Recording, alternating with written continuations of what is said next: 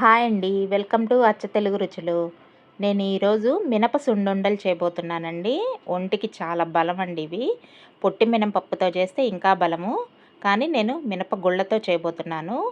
Stove వెలిగించుకొని ఒక pan పెట్టుకోవాలి. నేను ఒక గ్లాసు మినప గుళ్ళు తీసుకున్నానండి.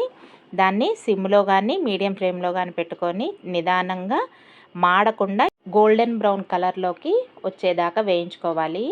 చూడండి, ఇంకొక 5 మినిట్స్లో ఆపేస్తామన్న టైంలో నేను ఒక స్పూన్ బియ్యం వేసానండి. ఆ బియ్యం వేయడం వల్ల నోటికి చుట్టుకోకుండా ఉంటుంది మినప సున్నుండ తినేటప్పుడు.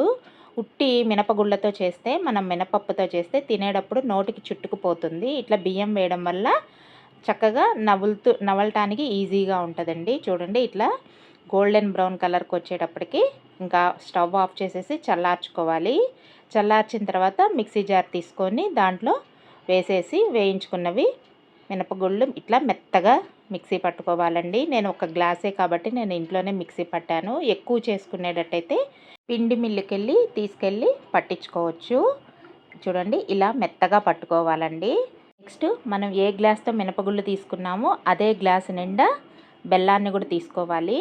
అది మిక్సీ జార్లో వేసేసి ఆ బెల్లాన్ని కూడా ఒకసారి స్పూన్తో మొత్తం పిండి బెల్లం కలిసేటట్టుగా ఒకసారి స్పూన్తో కలుపుకొని ఒక్కసారి మిక్సీ పట్టుకోవాలండి. చూడండి, ఇలా మిక్సీ పట్టుకున్న తర్వాత మొత్తం బెల్లం కూడా పిండిలో కలిసిపోతుంది. దీన్ని ఒక బౌల్లోకి మార్చుకోవాలి. ఇట్లా బౌల్లోకి మార్చిన తర్వాత నెక్స్ట్ నేతి సున్నుండలు చేస్తున్నానండి నేను. ఆ నేతి సున్నుండల కోసం నేను నెయ్యిని స్టవ్ మీద పెట్టి కొంచెం బాగా కాగాలండి. చూడండి, ఇలా కాగిన తర్వాత కొంచెం పిండిలో వేయాలండి.